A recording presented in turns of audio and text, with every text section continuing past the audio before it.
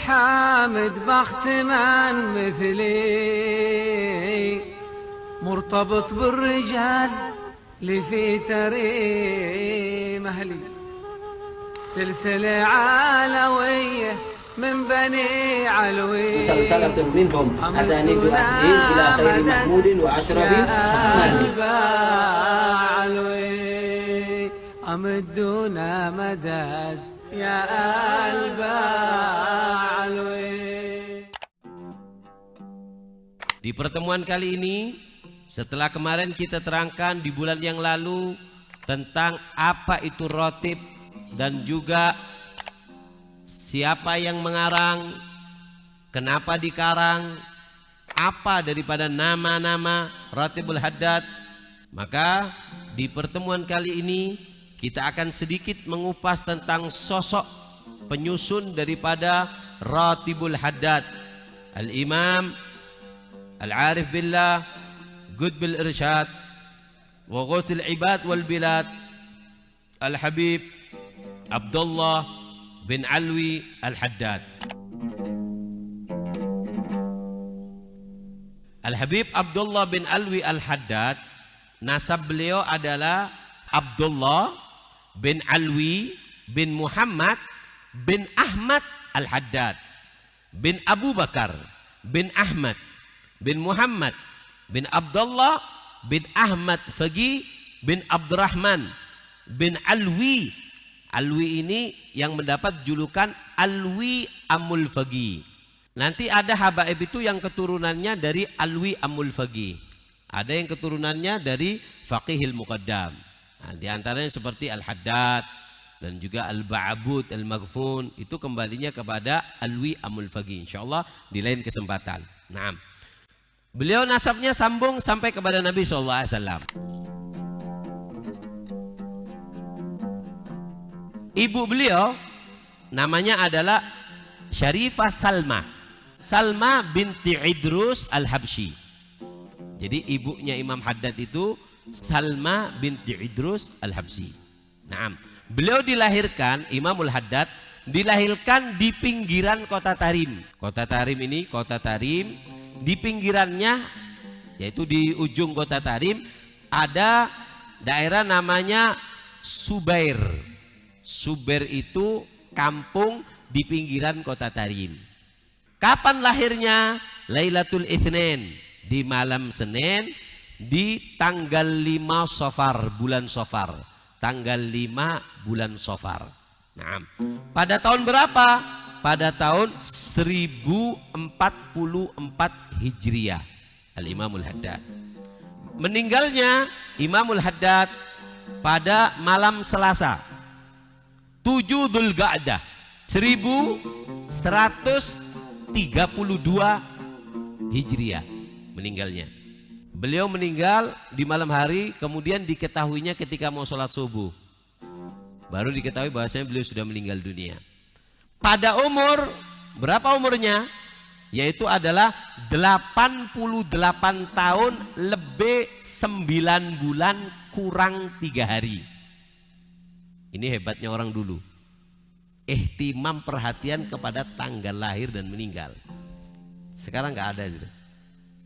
Kalau orang dulu ihtimamnya, coba bayangkan Imam Haddad umurnya berapa? 88 tahun lebih 9 bulan, tapi ke 9 bulan itu kurang 3 hari. Julukannya Imam Haddad apa saja, Habib? Imam Haddad mendapat julukan sangat banyak. Banyaknya julukan menunjukkan istimewanya seseorang. Beliau mendapat julukan Asy-Syaikh. Kalau sudah disebut Syekh di zamannya, yaitu Imam Haddad. Asy-Syaikh itu panggilan untuk orang yang pangkatnya tinggi.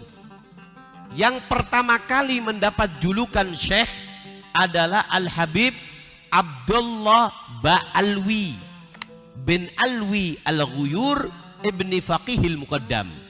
Itu orang yang pertama, habaib yang pertama kali mendapat julukan Syekh. Kalau habaib yang pertama kali mendapat julukan Habib, dulu itu nggak ada panggilan Habib. Yang ada adalah Sayyid, Syarif, Imam. Di zaman Al-Habib Umar bin Abdurrahman Al-Attas, gurunya Imam Haddad. Beliau ngarang kitab, ngarang Ratibul Attas. Beliau Habib Umar bin Abdurrahman Al-Attas ini mahbub, sangat dicintai sama masyarakat. Uslub dakwanya, cara dakwanya itu lemah lembut.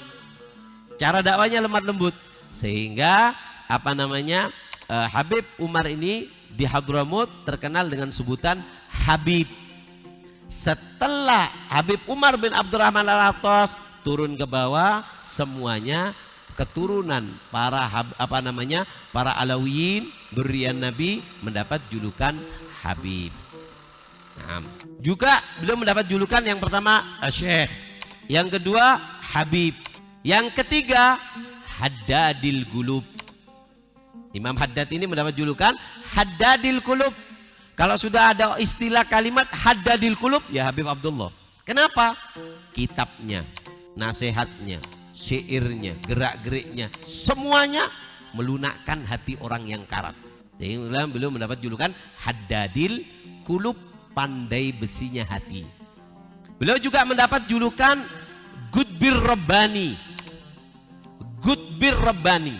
Qutb itu artinya poros atau tiang utama.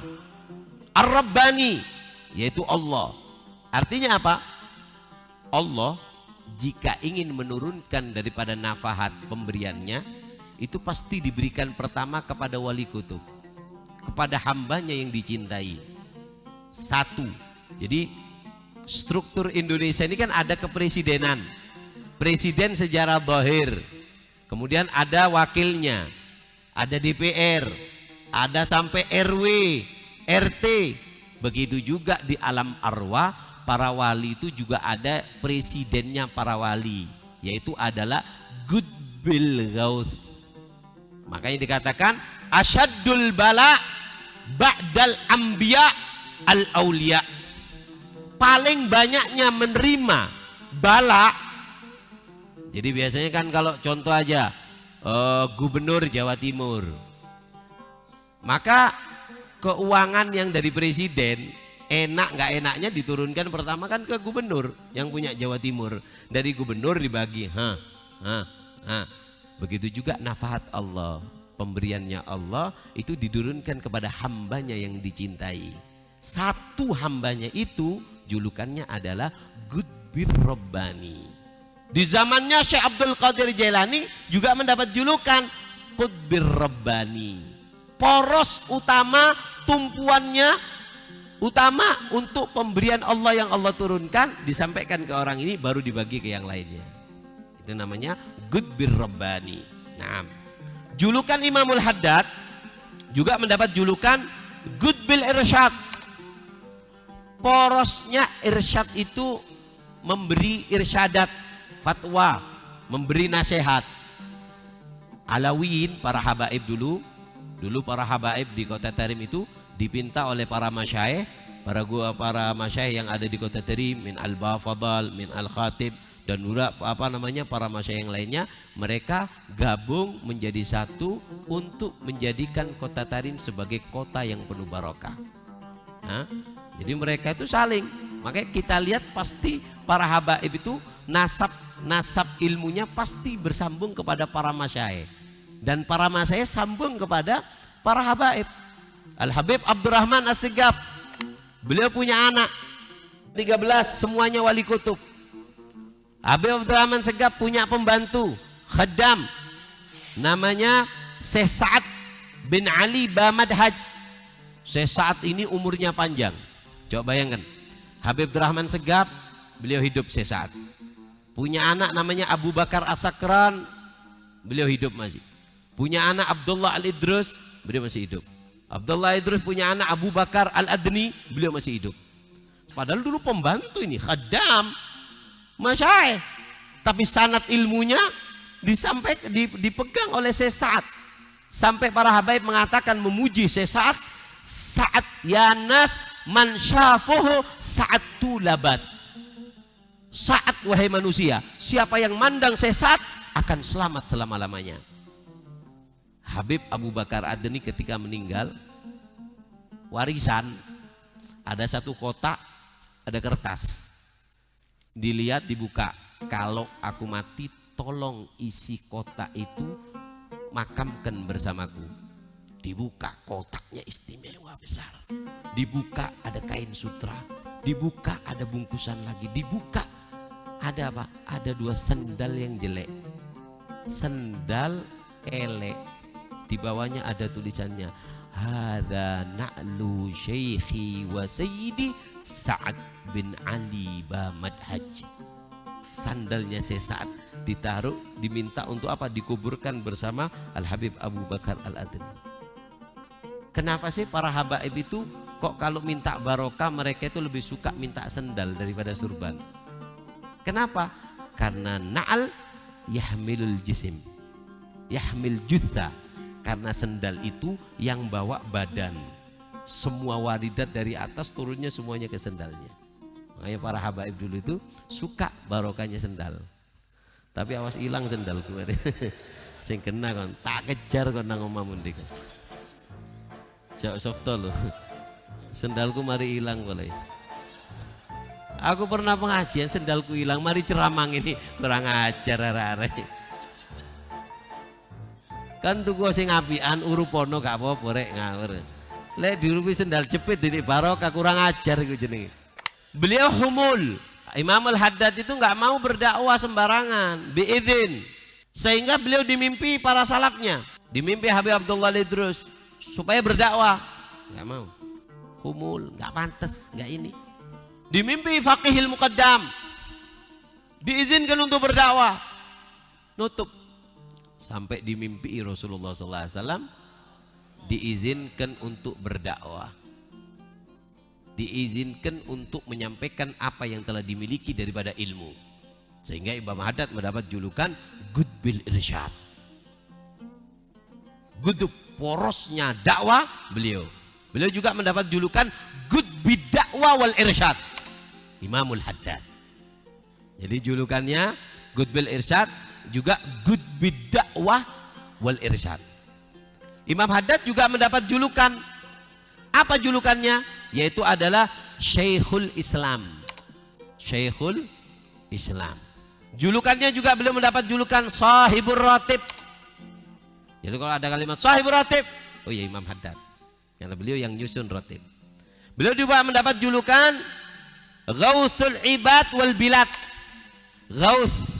Ghauth itu bisa diartikan penolong, al-ibad hamba, wal bilad dan daerah. Kenapa mendapat julukan Ghauthul Ibad wal Bilad? Karena beliau masuk deretan aulia yang mendapat julukan Sahibud Darak. Wali itu ada yang mendapat julukan Sahibud Darak. Darak Sari'ul Idrok, dipanggil langsung datang.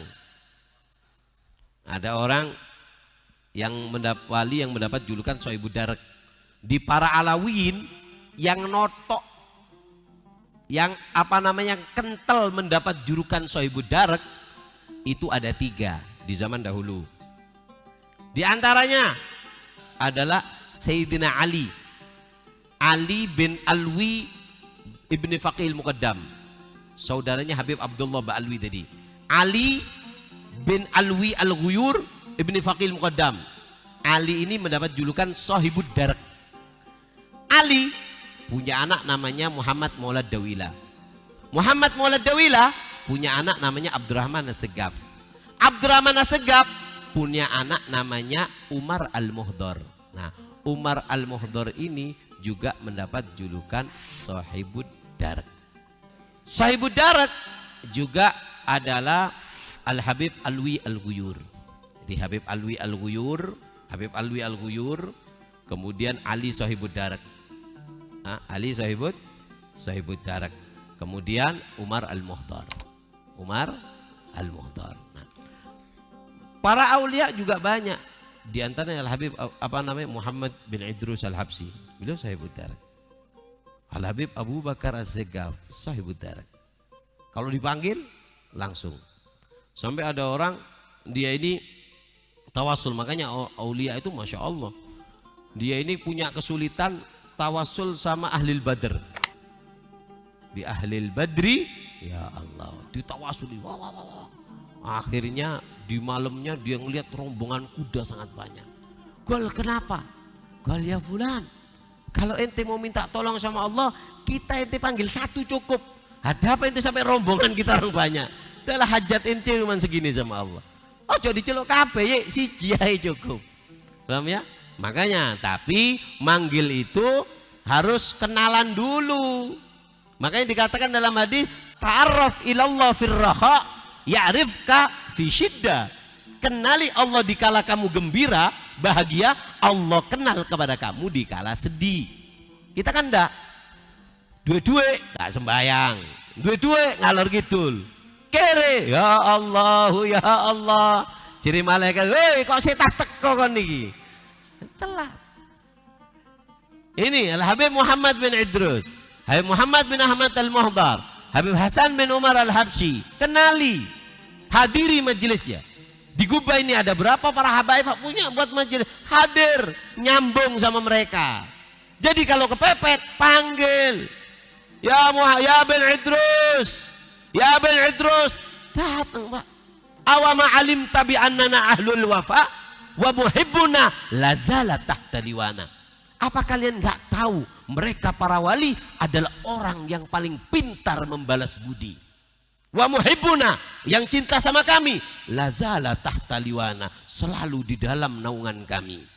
Allah, jadi sambung dulu. Wara aulia aja punya sambungan. Habib Ahmad bin Hasan Al-Attas, beliau punya pegangan para wali. Kata Habib Ahmad bin Hasan Al-Attas, setiap orang harus punya pegangan orang soleh, hayyan au mayitan, yang masih hidup ataupun yang sudah meninggal.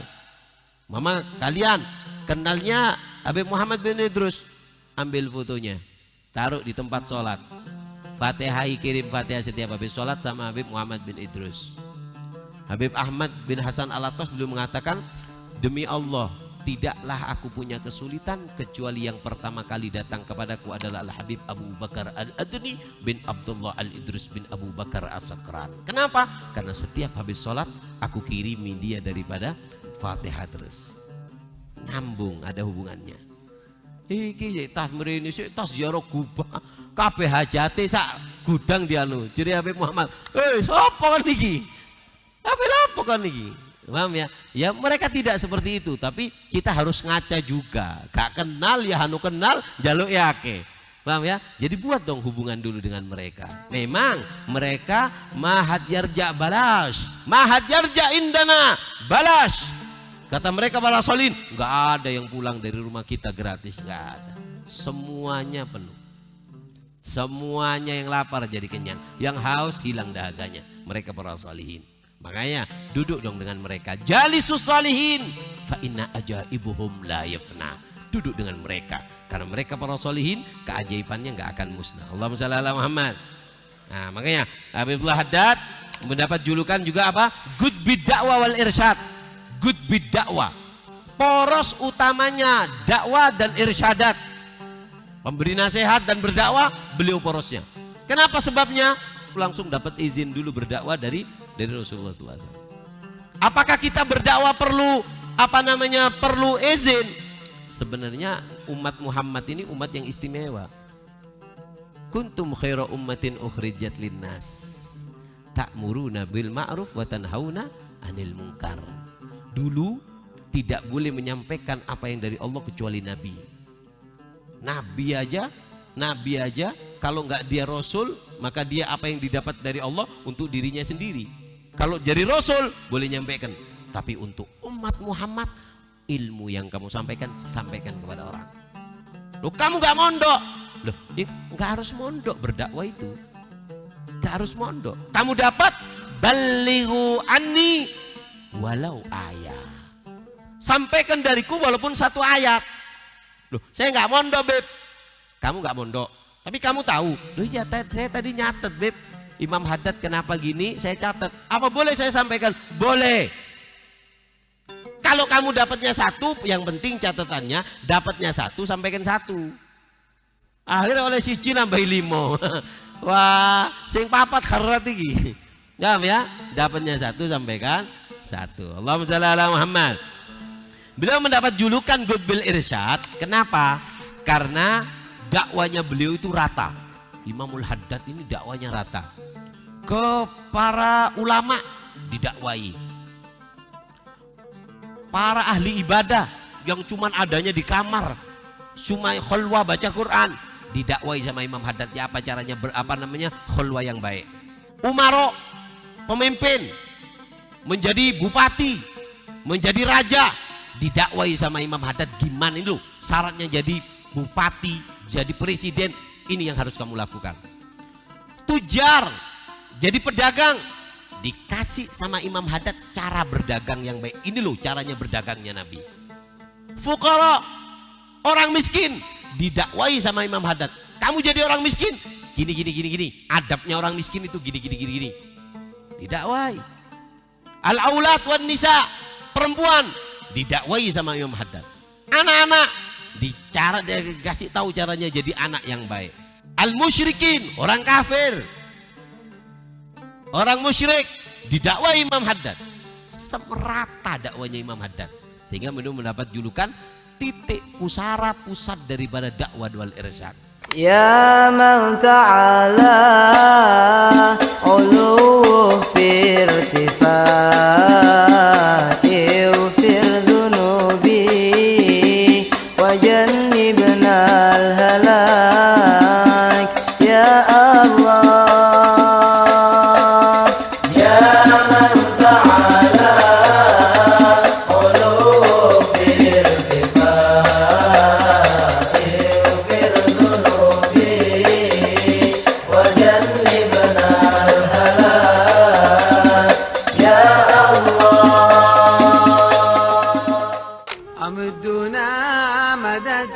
يا البعلوي أمدنا مدد يا البعلوي. Kita akan ambil pelajaran dari Al-Imam Al-Habib Abdullah bin Alwi Al-Haddad. Apa yang bisa diambil pelajaran daripada kehidupan Al-Imam Al-Habib Abdullah bin Al-Haddad?